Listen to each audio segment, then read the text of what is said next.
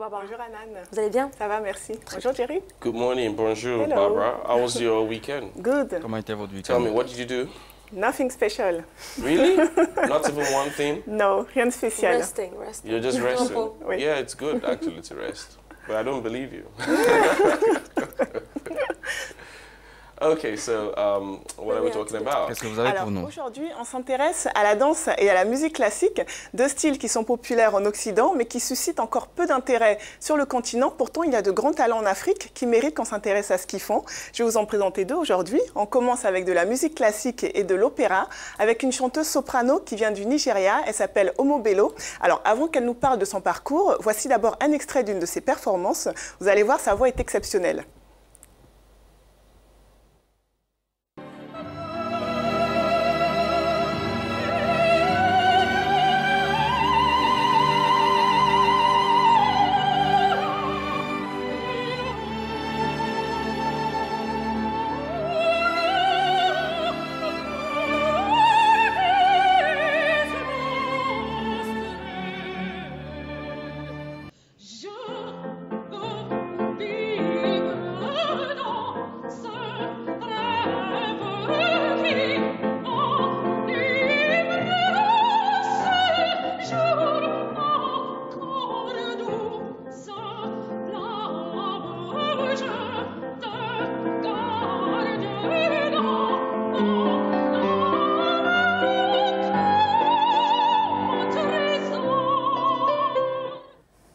Alors, Omo, à la base, elle a fait des études de biologie, donc rien à voir avec son métier actuel. Et vous imaginez des parents africains, lorsque leur fille leur dit qu'elle veut devenir cantatrice, ça surprend un petit peu.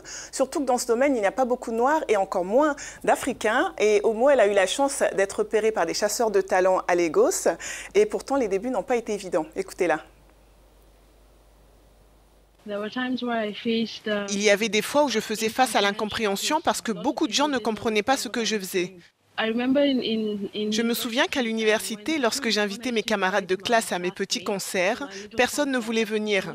Ils disaient « mais quel genre de musique est-ce que c'est ?» À cette époque, les gens écoutaient plutôt de l'afrobeat.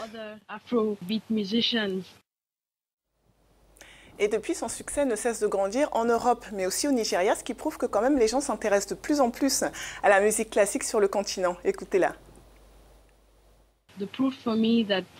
La preuve pour moi que la musique est un langage universel a été l'un des premiers concerts que j'ai fait au Nigeria, où les gens qui entendaient l'air d'opéra de Gounod pour la première fois se sont mis à applaudir sans attendre la fin de la chanson.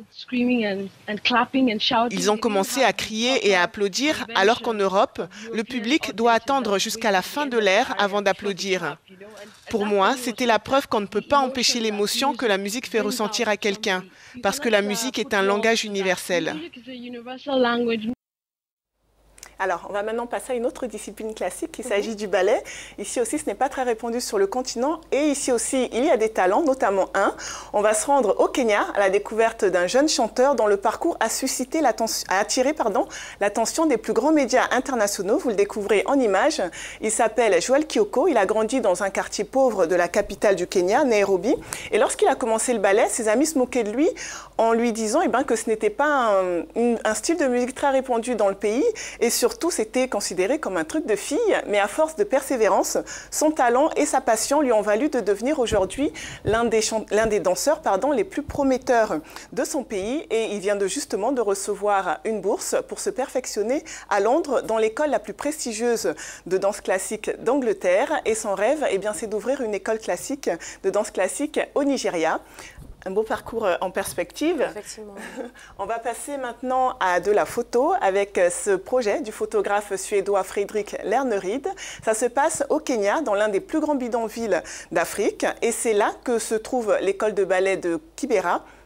Chaque semaine, après la classe, les élèves enlèvent les chaises et les tables et prennent des cours de danse classique. Alors le but ici, ce n'est pas d'en faire forcément de futurs grands danseurs de danse classique, mais surtout à travers le ballet, qui est quand même une discipline, une spécialité qui requiert de la discipline, c'est de leur inculquer certaines valeurs comme la rigueur et la détermination, ce qui va leur permettre d'affronter la vie de tous les jours. Ça leur redonne aussi confiance en eux et l'espace de quelques heures, ils peuvent enfin oublier un petit peu leur quotidien.